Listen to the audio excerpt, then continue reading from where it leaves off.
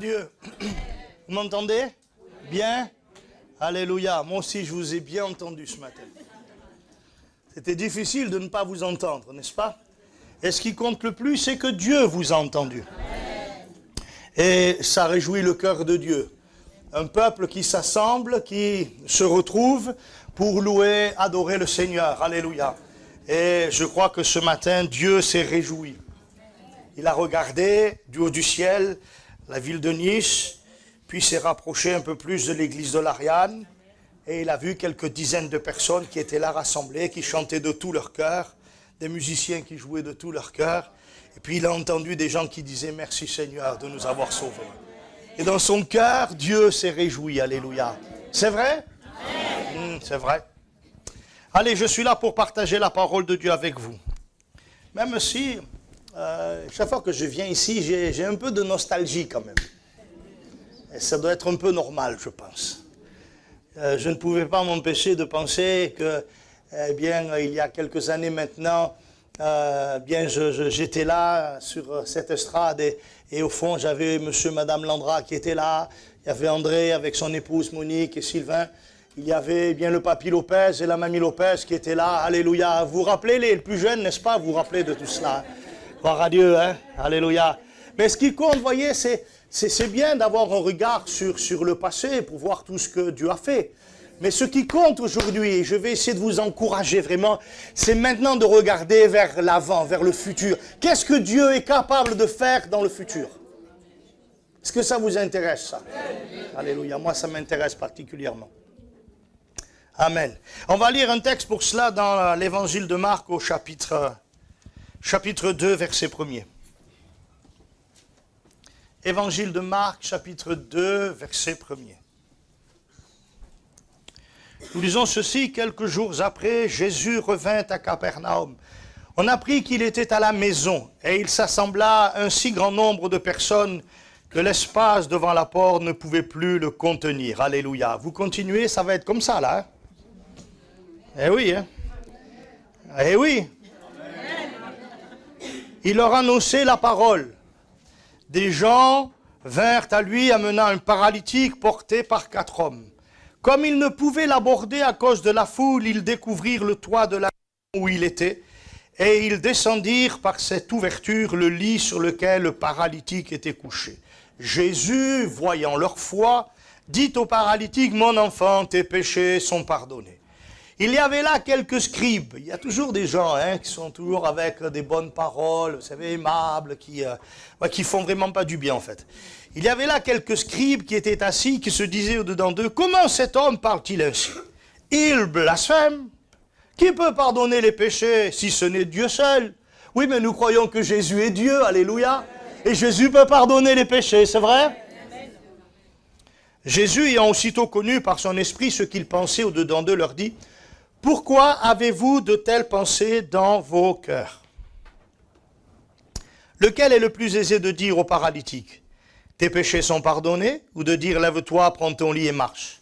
Or, afin que vous sachiez que le Fils de l'homme a sur la terre le pouvoir de pardonner les péchés, je te l'ordonne, dit-il au paralytique, lève-toi, prends ton lit et va dans ta maison. Et à l'instant, il se leva, il prit son lit et sortit en présence de tout le monde, de sorte qu'ils étaient tous dans l'étonnement et glorifiaient Dieu, disant: nous n'avons jamais rien vu de pareil. Amen. Et on va s'arrêter sur cette dernière phrase. Nous n'avons jamais rien vu de pareil. Le contexte, on l'a lu ensemble. Jésus est à Capernaum. Et il va faire un miracle extraordinaire dans la vie de ce paralytique. On va dire qu'il y a un double miracle. Il y a le miracle physique. Le paralytique est guéri. Il prend ce qui lui servait de lit, il se lève, il prend ce lit, il rentre dans sa maison sur la parole de Jésus. C'est une guérison extraordinaire. Mais il y a un autre miracle qui est beaucoup plus important encore, c'est celui du pardon de ses péchés. Je crois que ça, c'est une chose essentielle, nécessaire, et dans toutes nos églises, nous prêchons cela parce que nous le croyons. Jésus est venu pour sauver les pécheurs. Et l'œuvre de Christ, avant toute chose, c'est l'œuvre de la croix qui nous réconcilie avec le Père. C'est Jésus qui donne sa vie, qui verse son sang pour que nos péchés soient effacés, pour que nous soyons sauvés et que nous obtenions la vie éternelle. C'est la chose essentielle, primordiale, que tous les hommes doivent entendre et que tous les hommes doivent expérimenter. Maintenant, eh bien, cet homme qui a vu ce double miracle, il rentre chez lui et les autres, ils sont étonnés. Et il dit ceci, nous n'avons jamais rien vu de pareil. Pour les habitants de Capernaum, ce qu'ils ont vu ce jour-là n'avait pas d'équivalence. Pourtant, si vous lisez les Écritures et le chapitre 1er, vous allez vous rendre compte que Jésus est déjà passé à Capernaum. Il y a déjà été. Et si vous regardez le texte, vous serez surpris parce que vous allez voir que dans la ville de Capernaum, il y fait déjà des choses extraordinaires. Dans la synagogue, il délivre un homme qui était sous l'emprise de démons. Il rentre dans la maison de Pierre, il y a la belle-mère de Pierre qui est malade, qui a de la fièvre, et on parle d'elle à Jésus, il s'approche, il l'a fait lever en lui prenant la main, et à l'instant, la fièvre l'a quittée, alléluia. Puis elle s'est mise à les servir. La Bible nous dit qu'après le soir, le soir après cela, après le coucher du soleil, on lui a amené tous les malades, les démoniaques, et toute la ville était rassemblée devant sa porte. Et il est dit ceci, il guérit beaucoup de gens qui avaient diverses maladies, il chassa aussi beaucoup de démons, et il ne permettait pas aux démons de parler parce qu'il le connaissait. Alléluia. Donc, voyez, il est déjà passé à Capernaum. Il y a déjà fait des choses extraordinaires, et pourtant, quand le paralytique est guéri et qu'il est délivré de son péché, pardonné de son péché, il s'étonne et il conclut, nous n'avons jamais rien vu de pareil. Je vais vous poser une question. Est-ce que quelqu'un croit ici que Dieu est capable de nous faire voir des choses qu'on n'a encore jamais vues? Jamais. Moi, je crois cela. Je crois cela. Un ami, on était à table avec les amis américains il y a quelques jours de cela, et on était avec quelques pasteurs, et les Américains nous ont posé les questions à un pasteur, quelle est la chose la plus grande que tu aies vue, le miracle le plus grand que tu aies vu? Et j'ai été étonné parce qu'on n'en a pas du tout entendu parler, mais il a dit, j'ai vu une résurrection. Moi, ça m'a, waouh, il a vu une résurrection, et il a expliqué effectivement, quelqu'un qui est mort là à l'église. Et quand on a constaté la mort, il est vraiment là, puis ils ont demandé à l'église de prier, et quelques instants après, quelques heures après, il est revenu à la vie, alléluia. Vous n'avez jamais vu ça, mais ils l'ont vu. Parce que Dieu peut nous faire voir des choses qu'on n'a jamais vues. Et c'est son intention, de nous faire voir des choses qu'on n'a encore jamais vues. Job disait ceci, après avoir eu la révélation de Dieu, au chapitre 42 de son livre, il dit « Mon oreille, vous connaissez tous ce verset, mon oreille avait entendu parler de toi, maintenant mon œil t'a vu. » Nous avons entendu parler. Si je pose la question ici, avez-vous déjà entendu parler de réveils, de grands réveils, de choses extraordinaires, de miracles, qui se produisent en grand nombre, de guérisons, de délivrances? Je me rappelle quand, les frères de Côte d'Ivoire, il y a des Ivoiriens ici? Il y en a quelques-uns là, il y en a. Alléluia. Quand en Côte d'Ivoire, les missionnaires sont arrivés un soir, près du village missionnaire, là, ils nous ont raconté qu'un soir, ils ont entendu comme dans le livre, dans l'évangile de Luc, vous savez, quand les anges sont arrivés là dans le ciel et qu'ils ont loué Dieu. Ils ont entendu des chants célestes. Et il y avait là vraiment des anges qui étaient là, qui chantaient, et ça se déplaçait d'un village à un autre. C'était quelque chose, ils n'avaient jamais vu ça, hein. Ils n'avaient jamais entendu ça, mais ça s'est produit. Et après ça, après ce moment-là, la Côte d'Ivoire a connu un réveil extraordinaire. Tellement que dans les semaines qui ont suivi, le président de la Côte d'Ivoire, Houphouët-Boigny à l'époque, eh bien, il a ouvert les portes de la Côte d'Ivoire aux missionnaires. Il leur a dit, allez-y, prêchez l'évangile. Il leur a permis d'aller dans des stades. Ils ont rempli les stades. Il y avait des guérisons, mais par centaines et par milliers. Il y avait des béquilles qui étaient posées. Ça faisait des montagnes de béquilles parce qu'il y avait la gloire de Dieu qui se manifestait. Ils ne l'avaient jamais vu. Mais ce jour-là, ces jours-là, ils l'ont vu. Ils l'ont vu. Ils n'ont pas simplement entendu parler, ils l'ont vu. Et je sais qu'on a besoin de voir. On a besoin de voir. Hier, je réfléchissais à tout cela et je pensais à la jeune génération. Je ne me considère plus comme la jeune génération. Ça ne devrait pas me faire plaisir de dire ça, mais ça va quand même. Je me porte bien malgré tout. Mais je pense à la jeune génération. Quelquefois, nous prêchons ou nous parlons avec ces jeunes et nous pouvons leur raconter. Et Dieu sait qu'on aurait pu voir tellement plus encore. Mais on leur raconte l'extrême difficulté dans laquelle il se trouve l'apôtre Pierre est dans la paix. Alors la Bible dit que l'Église va se rassembler, l'Église va se réunir et l'Église va commencer à prier. Elle se réunit chez la mère de Marc et là ils invoquent Dieu, ensemble ils prient et la Bible dit l'Église ne cessait d'adresser à Dieu des prières en faveur de l'apôtre Pierre. Il priait parce qu'il croyait que le ciel est ouvert et que entre le ciel et la terre, il y a maintenant une activité possible. Alors qu'il priait, du ciel, un ange descend. Vous voyez, il y a une activité. Il quitte le ciel et il vient sur la terre. Il vient à l'endroit où Pierre est emprisonné. Alors que le peuple de Dieu crie à Dieu, Seigneur, délivre Pierre. Seigneur, qu'il ne passe pas par la mort. Seigneur, qu'il n'ait pas le même sort que Jacques. La Bible dit que l'ange est envoyé dans la prison. La Bible dit que devant l'ange, les portes se sont ouvertes. Et l'ange est arrivé dans la cellule de l'apôtre Pierre. Et toutes les chaînes tombent. Alléluia. Et il dit à Pierre, Pierre, lève-toi, lève-toi. Allez, mets ton manteau, il va falloir qu'on s'en aille d'ici. Et la Bible dit que quand, ils ont commencé à avancer, les portes s'ouvraient d'elles-mêmes. Alléluia. Excusez-moi, hein, c'est pas un homme qui a inventé les portes qui s'ouvrent seules. Hein. C'est un ange qui a inventé ça. Hein. Alléluia. Hein. N'est-ce pas? Et donc, Pierre croyait qu'il avait une vision, que ce n'était pas réel. Et à un moment donné, la porte principale s'ouvre et il se retrouve à l'extérieur de la prison. Et là, il regarde et l'ange disparaît. Et il comprend à ce moment-là, alléluia, il comprend que Dieu vient de le délivrer en envoyant un ange. Parce qu'il y a une activité entre le ciel et la terre, alléluia. Il y a une activité entre le ciel et la terre en faveur de l'Église, gloire à Dieu. Il y a trop de gens qui malheureusement aujourd'hui ignorent cela ou ont oublié cela. Mais quand je prie le ciel, quand je prie le Seigneur, le ciel est ouvert. Alléluia. Et Dieu fait des choses en réponse à la prière que nous pouvons lui adresser.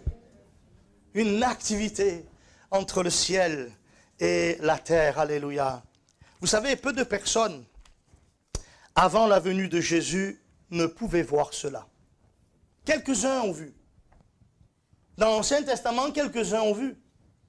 Vous vous rappelez Élisée avec son serviteur, les ennemis viennent entourer Élisée, on veut prendre Élisée, on veut l'amener là, on veut le mettre en difficulté. Et puis le serviteur d'Élisée se lève le premier et puis il sort de la maison où ils sont et là il voit l'armée de Syrie qui est là, on est venu arrêter Élisée. Et là, il rentre à la maison, il est effrayé. Il dit à Élisée, Élisée, on est mal.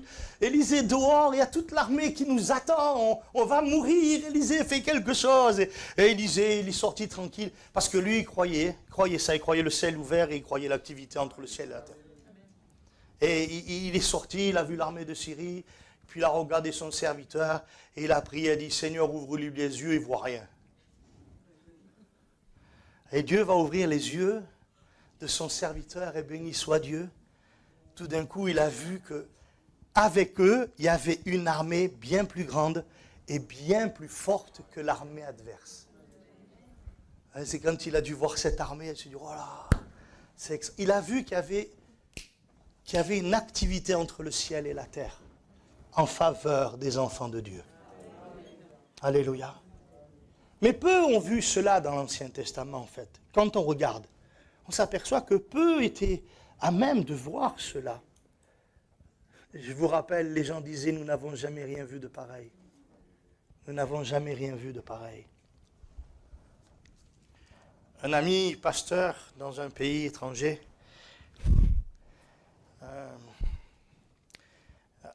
se dirigeait vers une ville pour aller voir des chrétiens et annoncer l'évangile, et la police l'a arrêté.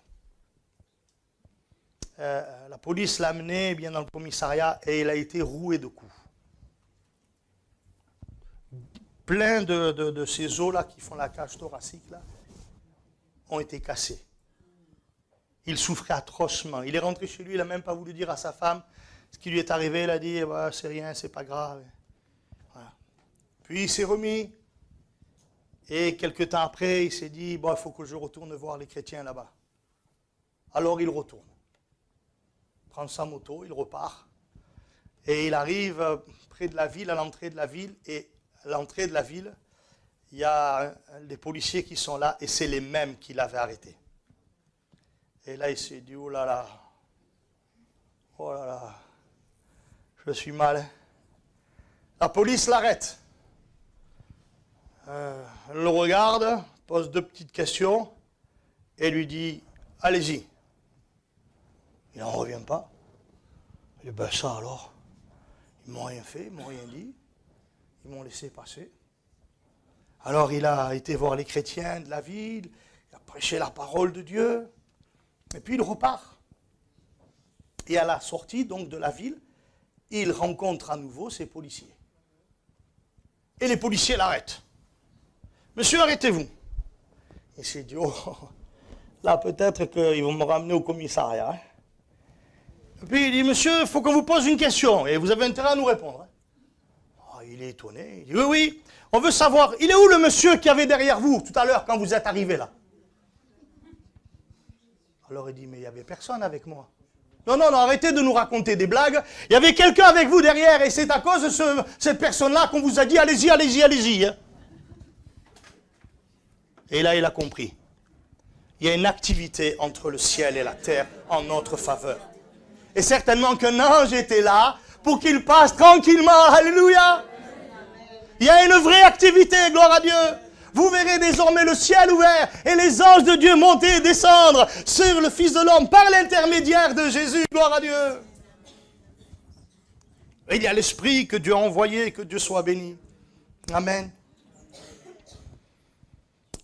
Et dans le même texte, Jésus dit à ce brave Nathanaël, il lui dit, tu verras de plus grandes choses que celles-là. Tu verras de plus grandes choses que celles-là. Quelle promesse en fait. Quelle promesse. Si je devais faire un sondage ce matin rapide et que je vous demande, mais avez-vous eu quelque chose de grand de la part de Dieu? Je suis sûr que nous tous qui sommes là, on a des choses à raconter, on a des choses à dire. Oui, pasteur, j'ai vu ceci, pasteur, j'ai vu cela. Pasteur, quand on a prié, cette chose est arrivée. Pasteur, eh bien, j'ai vu le malade être guéri, j'ai vu le paralytique se lever. On peut dire plein de choses en réalité. N'est-ce pas? Mais est-ce qu'on peut croire ce matin, est-ce qu'on peut croire que Dieu peut nous montrer des choses encore plus grandes que celles qu'on a déjà vues? C'est déjà grand ce que nous avons vu. Mais Dieu est infiniment grand. Et il peut nous permettre de voir des choses encore plus grandes que celles que nous avons déjà vues les uns et les autres. Alléluia. Alléluia. Eh oui, des choses plus grandes. Pensez à la chose la plus grande. Allez, pensez à la chose la plus grande. Et maintenant, dites au Seigneur, tu m'as dit, Seigneur, que j'allais voir des choses plus grandes encore. Alléluia. Parce que le Seigneur est capable. Il est tout puissant. Donc, je veux dire, pour lui, vous savez, ce n'est rien. Alléluia.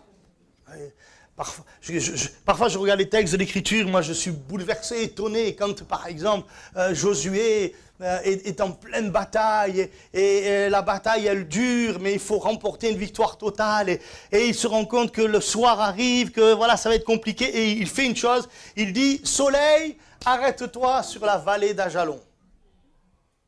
Autrement dit, suspends ta course. Suspends ta course. Va pas plus loin. Et la Bible dit que Dieu a entendu la voix de Josué. Et pendant 24 heures environ, Dieu a suspendu la course du soleil. Ah, c'est sûr que pour les incrédules, ce texte, il est dur à croire. Hein. Parce que ça signifie beaucoup de choses. Ça peut signifier que la terre s'est arrêtée de tourner.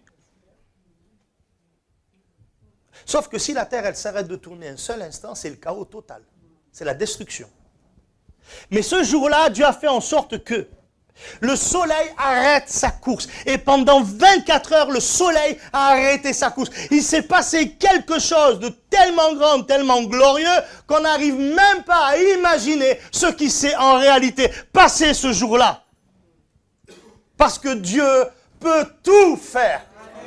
Il peut tout faire.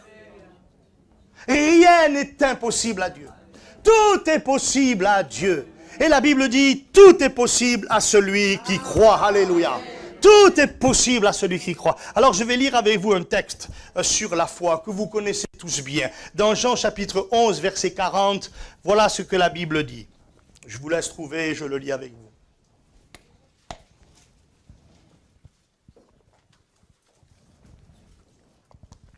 Jésus lui dit, il s'agit de Marthe, la sœur de Lazare qui était mort depuis 4 jours. Il me semble que c'est elle qui va dire, quand Jésus va dire, bien, rouler la pierre, elle va dire, mais il sent déjà. La corruption a commencé son travail de destruction du corps de mon frère. Il est mort depuis plusieurs jours déjà. Et Jésus a dit, roulez la pierre. Et cette femme, elle est étonnée, elle est bouleversée.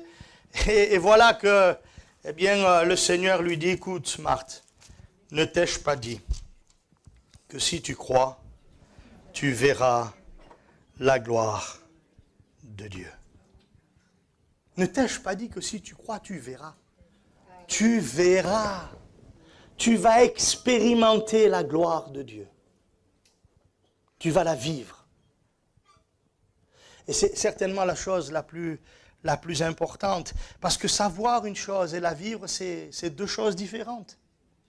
Connaître une vérité biblique, connaître un principe biblique et vivre cela, c'est 2 choses différentes. On n'est pas juste appelé à connaître. Il y a des gens, ils connaissent beaucoup de choses.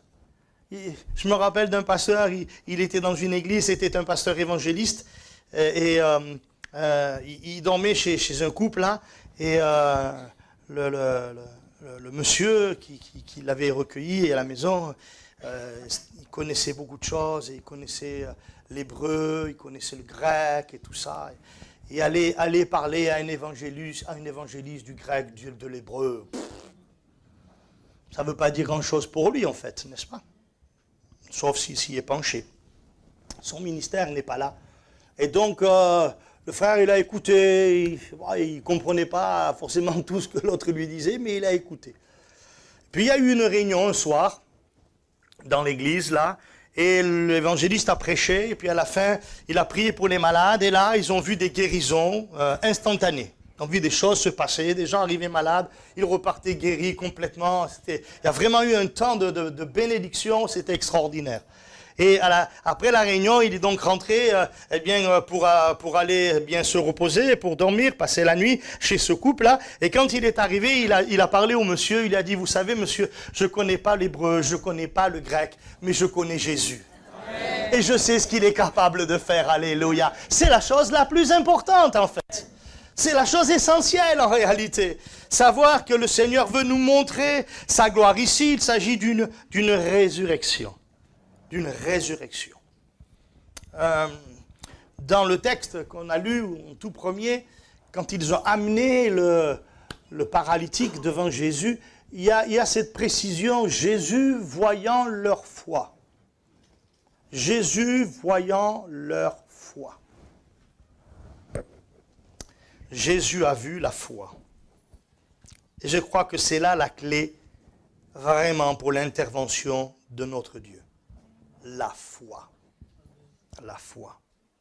Aux aveugles qui venaient vers lui, Jésus a posé cette question, « Croyez-vous que je puisse faire cela ?» Oui, fut la réponse. « Oui, Seigneur, nous le croyons. » Et la Bible dit qu'ils ont été guéris tous les deux. La lettre aux Hébreux contient un chapitre, le chapitre 11, consacré entièrement à la foi, à la définition de la foi, à l'importance de la foi, à la réalité de la foi qu'ont possédé nos anciens, les aînés, ceux qui nous ont précédés. Et tout cela est mis en avant parce que Dieu veut vraiment faire comprendre que la foi est l'élément déclencheur de l'intervention de Dieu dans notre vie. Jésus a vu leur foi. Alors ce matin, vraiment, je crois que Jésus est ici. Et Jésus nous regarde tous. En fait, il sonde chacun de nos cœurs. Le mien et le vôtre. Et il voit dans notre cœur. Il voit ce qu'il y a. Quand il regarde notre cœur, Jésus trouve-t-il la foi ce matin? Y a-t-il une véritable foi dans notre cœur? Ou voit-il peut-être un peu le doute? Je crois, mais dès que vous avez mis le « mais », ça commence à se compliquer. C'est vrai ou pas? Dès qu'on y met le « mais » là... J'ai parlé du doute, j'ose même pas parler de l'incrédulité, parce que je ne veux pas croire qu'ici il y a quelqu'un qui est incrédule. Hein. En tout cas, si il y a quelqu'un qui est incrédule, l'Esprit va s'occuper de toi pour qu'à la fin tu crois le Seigneur. Je crois cela, moi. Quand mon père est rentré la première fois à l'église, il était complètement athée. Il disait que Dieu n'existe pas. Il disait la science, elle va tout expliquer. Au moins, c'était clair. Hein? Il est rentré dans une salle comme la vôtre, là, ce matin. C'était un peu plus grand. Il s'est assis, il ne connaissait personne et personne ne le connaissait. Puis, il y a eu un don spirituel. Tu es ici pour la première fois. Alors, il y avait du monde, c'est une église assez grande. Tu es ici pour la première fois, tu ne crois pas que Dieu existe, tu es athée, et tu dis que la science va tout expliquer, mais Dieu est au milieu de son peuple ce matin. Alors, il s'est levé pour voir qui c'est qui parlait. Parce que quand vous êtes cartésien et que vous êtes persuadé que tout va s'expliquer par la science, et que vous êtes confronté à quelque chose qui n'est pas rationnel, ça vous intrigue. Donc, il s'est levé, il a vu que la personne qui parlait, c'était une femme, et il a dit, mais cette femme, elle ne me connaît pas. Elle ne sait rien de moi, et pourtant elle vient de dire des choses qui me concernent. Ça l'a vraiment intrigué, et il s'est dit, je vais revenir une autre fois. C'est passé quelque temps, et un autre dimanche matin, mon père est retourné à l'église, il s'est assis au milieu des gens, et pendant le culte, pendant la louange, un autre don spirituel. Tu es là pour la deuxième fois. Tu dis toujours que Dieu n'existe pas, tu es athée, que la science va tout expliquer. Mais sache que ce matin, Dieu est au milieu de son peuple. Ce jour-là, quand mon père est sorti de l'église, il a dit, Dieu existe. Amen. Amen. Je sais que Dieu peut faire ça. Alléluia. Amen. Le doute, l'incrédulité. Peut-être Dieu voit-il le désespoir. Il y a peut-être un frère, une sœur qui est désespéré par rapport à une situation, à un problème. Alléluia, il y a des choses qui sont tellement difficiles à vivre. Je dis alléluia parce que j'anticipe, en fait. Et on est là et on ne sait plus quoi faire, on ne sait plus vers qui se tourner. Peut-être vous avez parlé de votre problème à plusieurs personnes, vous avez parlé de vos problèmes à Samuel, vous avez bien fait de venir voir votre pasteur pour qu'il vous écoute, pour qu'il prie avec vous. Et puis vous êtes là, mais malgré tout, il y a encore ce désespoir dans votre cœur. J'aimerais vous dire ce matin, qu'est-ce qu'on pourrait amener au Seigneur ce matin? Bien sûr, on peut venir avec le désespoir et dire à Dieu, ça va pas, j'en ai marre, j'en peux plus, je souffre. Ou alors on peut aller vers le Seigneur ce matin et lui montrer qu'on a la foi. Et lui dire, Seigneur, ça va pas du tout dans mon cœur, ça va pas du tout dans ma vie. Mais je crois que tu vas changer ces choses, alléluia. Et c'est alors que la foi se manifeste. Et c'est alors que Dieu peut commencer à intervenir dans notre vie. Alléluia. Parce que parfois, à cause du désespoir, de la désespérance qui est en nous, on n'arrive même plus à croire que Dieu peut nous secourir, que Dieu peut nous aider. Je lisais ce matin ce psaume magnifique dans le psaume 123, me semble-t-il, ou 120, où il est dit, ou 121, il est dit, je lève mes yeux vers les montagnes. D'où me viendra le secours? Le secours, il me vient de l'Éternel qui a fait les cieux et la terre. Alléluia. Et c'est comme ça qu'on vient devant Dieu. C'est comme ça qu'on s'approche de Dieu. Bien sûr, il y a le désespoir. Bien sûr, c'est compliqué. Mais on vient en disant, je crois, Seigneur. Je crois que tu vas me délivrer. Je crois que tu vas me secourir. Je crois que tu ne vas pas me laisser dans le désespoir. Alléluia. La foi. La foi. Amen. Peut-être quelqu'un a le chagrin. Peut-être quelqu'un a du chagrin. Peut-être qu'il y a quelqu'un qui est triste. Ça peut arriver, n'est-ce pas?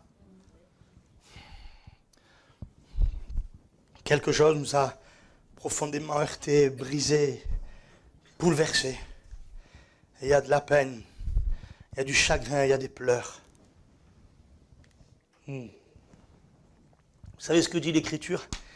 Elle dit que Dieu sèche nos larmes. La Bible dit, Dieu recueille nos larmes dans ses outres. La Bible dit que Dieu entend le bruit de nos larmes. Vous avez déjà entendu le bruit des larmes, vous? Ça ne s'entend pas, le bruit des larmes. Mais Dieu, il a une oreille assez fine pour entendre le bruit des larmes.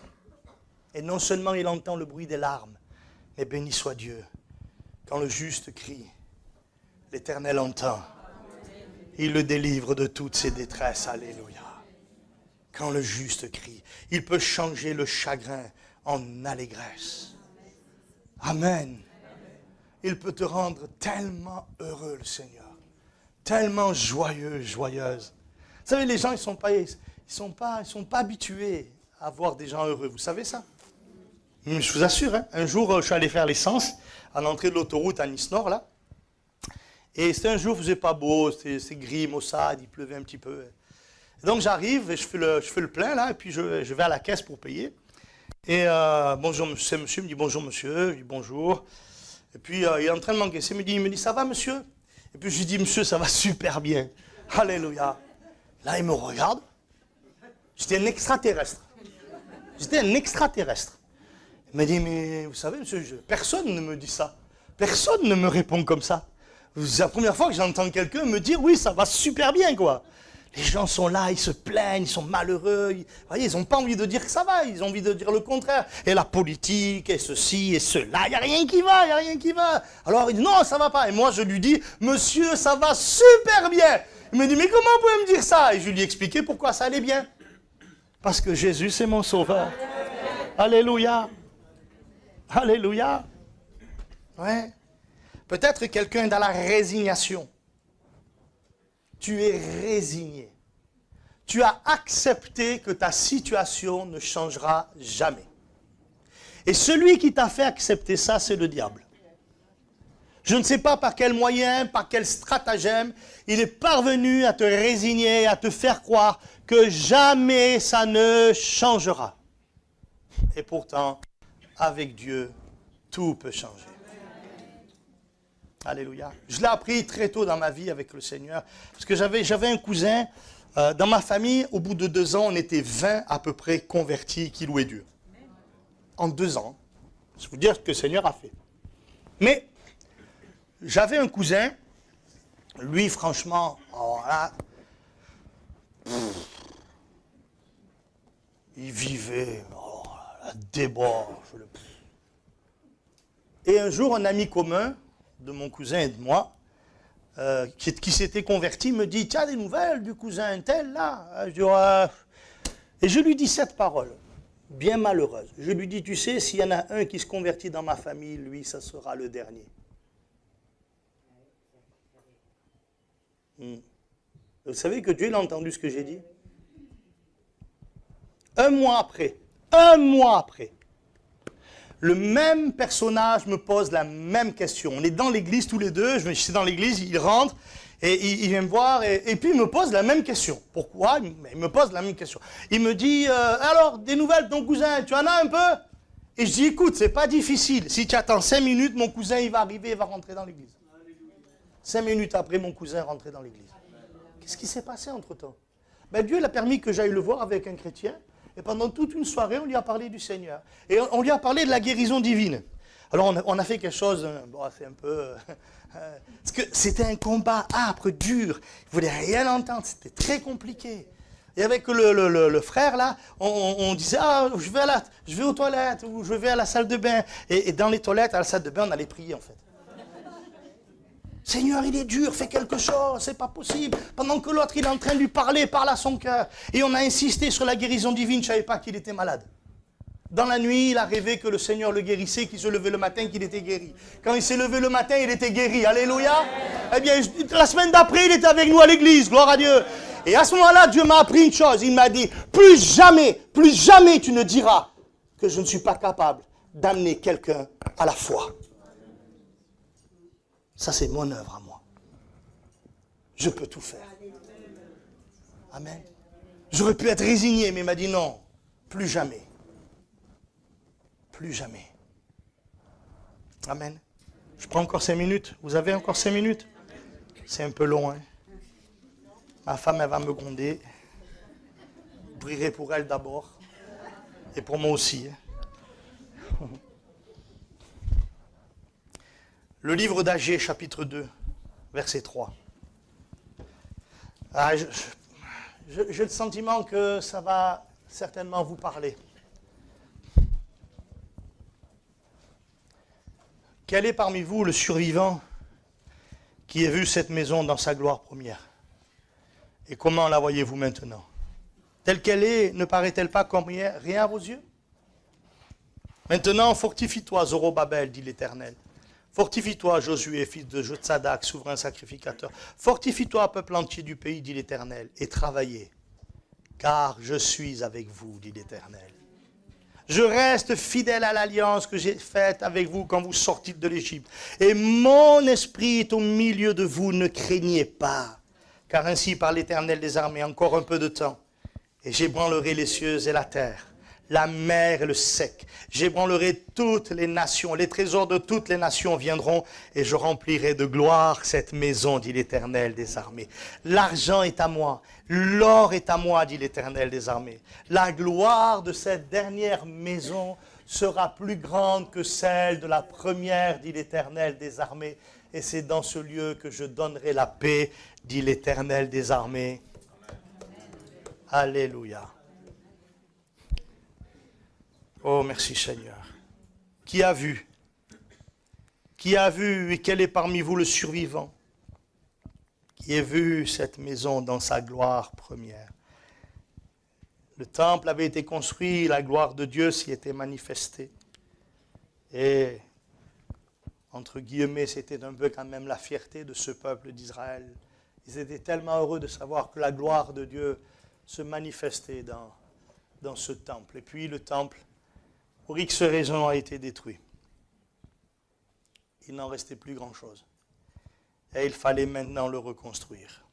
Je passe toutes les étapes et toutes les difficultés et toutes les choses qui ont pu se passer pour la reconstruction de ce temple, mais le Seigneur va être avec eux et il va permettre que le temple soit rebâti. Et là, on est dans une période où ça semble compliqué, c'est difficile pour le peuple et Dieu veut l'encourager.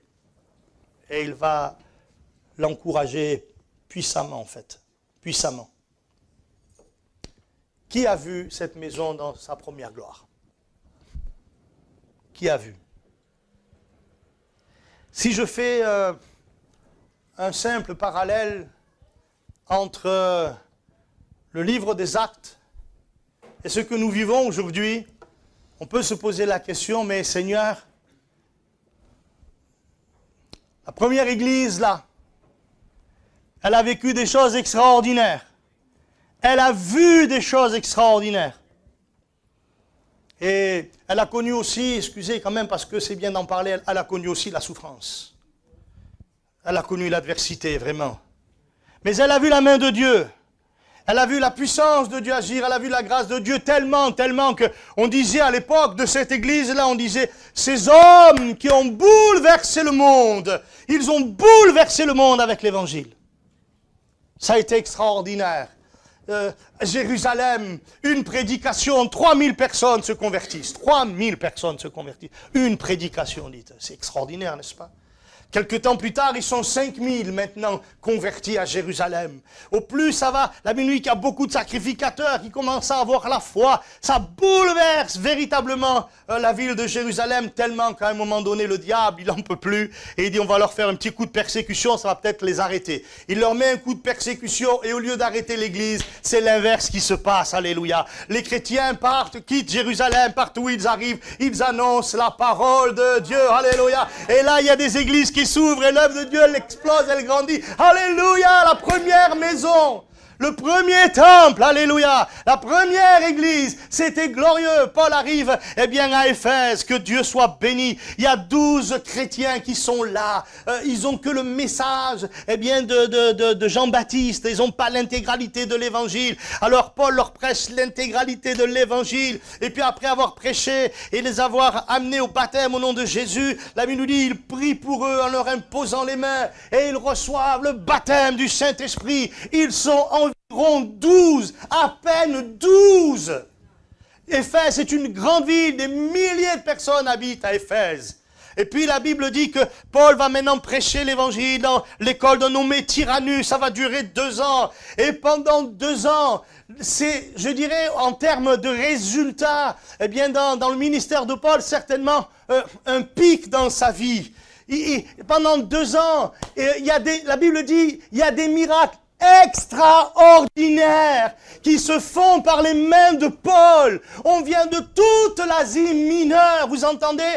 C'est comme si aujourd'hui, eh bien ici à Nice, il y avait une telle manifestation de la puissance de Dieu que les gens eh bien seraient prêts à venir de Brest, de Dunkerque, de Belgique, de Suisse et d'ailleurs, parce qu'ils entendent dire, il se passe quelque chose à Nice. C'est ça qui s'est passé à Éphèse. C'est ça qui s'est produit. Et même les gens arrivaient, ils mettaient avec le mouchoir là, ils touchaient Paul, ils retournaient à la maison, il y avait le malade, ils mettaient le mouchoir sur le malade il était guéri, ils le mettaient sur un démoniaque, le démon il partait, dites, c'est extraordinaire, oui ou non? La gloire de cette première maison, la gloire de cette première maison, elle est glorieuse la gloire. Et voilà ce que Dieu nous dit maintenant. La gloire de la prochaine sera plus grande que celle de la première. Vous arrivez à le croire, ça? Seigneur, qu'est-ce que tu es en train de nous dire? Vraiment? Pour venir un peu plus près, au début du siècle dernier, 1906 ou 7, je ne sais plus, on est à Los Angeles, un prédicateur afro-américain a soif de Dieu. Il passe beaucoup de temps dans la prière. Il dit à Dieu, envoie le Saint-Esprit. Envoie le Saint-Esprit. Seigneur, on a besoin du Saint-Esprit. Il est à Los Angeles. Il pleure devant Dieu. Il passe des heures à prier devant Dieu. Et un jour, l'Esprit tombe. L'Esprit se manifeste. Et on commence à être baptisé du Saint-Esprit. L'une des femmes qui est là, écoutez bien ceci, une des femmes qui est là dans ce groupe, ce petit groupe, eh bien, et reçoit le baptême du Saint-Esprit. Elle se met à parler en chinois. Moi, ça me serait utile parce que j'ai des Chinois là-bas à l'église d'Assimir.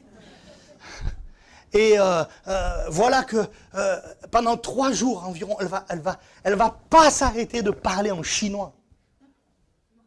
Quand elle veut même s'exprimer en anglais, elle n'y arrive pas. Tellement elle est remplie, saisie par l'Esprit de Dieu. Et alors elle se dit, je vais écrire ce que je ressens. Et il s'est passé une chose incroyable. Quand elle a commencé à écrire, elle écrivait en chinois. C'est incroyable, vrai ou pas? Seigneur, comment est-ce possible? Et là, il y a une telle manifestation de la puissance de Dieu, une telle présence du Saint-Esprit, que des gens ont raconté cela. Ils ont affirmé cela. Ils ont dit, mais quand on arrivait vers la rue Azusa, on n'était pas encore à la rue Azusa, on était, à bord de la rue Azusa. Il y a des moments où on était tellement saisis par l'action de l'Esprit, par l'atmosphère spirituelle qu'il y avait, on n'arrivait même plus à avancer. On était là, saisis. C'est pas possible, qu'est-ce qui se passe? Il y en a qui tombaient à genoux, qui demandaient pardon là, dans les rues à côté. Tellement il y avait une présence glorieuse de Dieu. Alléluia. Des milliers se sont convertis. Il y a eu les guérisons, les délivrances, des baptêmes, des dons spirituels, des choses extraordinaires. Alléluia.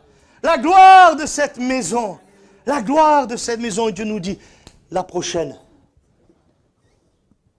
encore plus glorieuse. Oh. Vous pouvez imaginer ça? Essayez de visualiser la chose.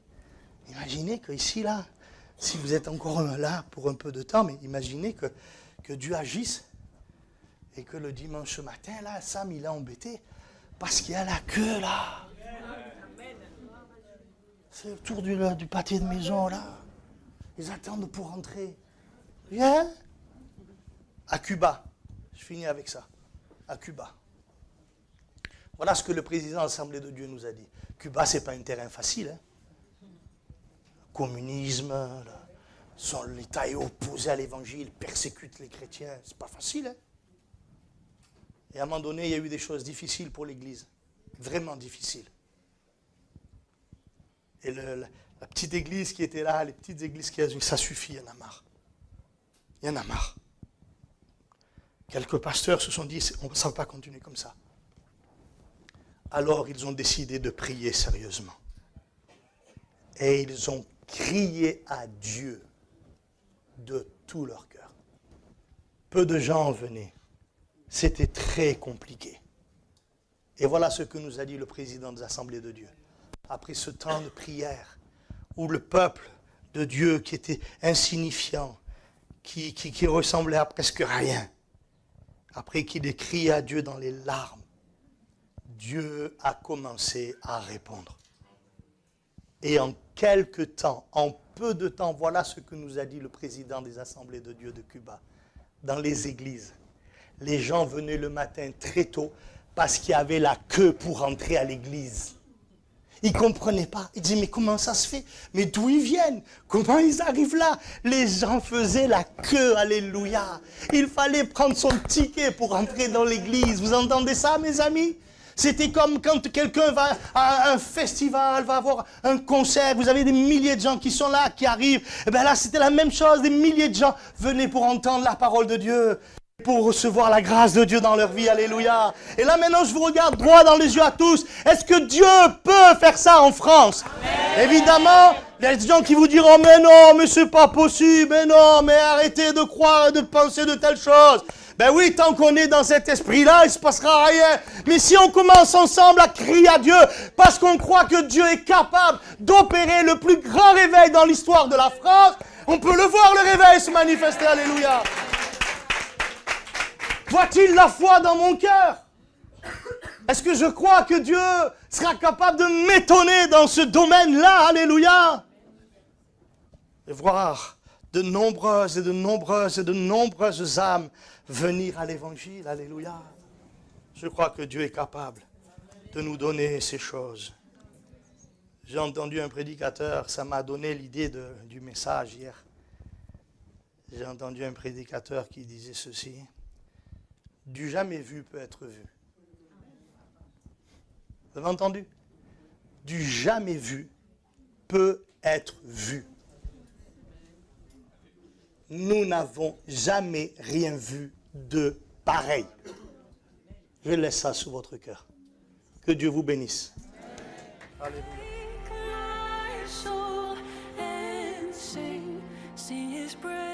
praise aloud. Sing his praise.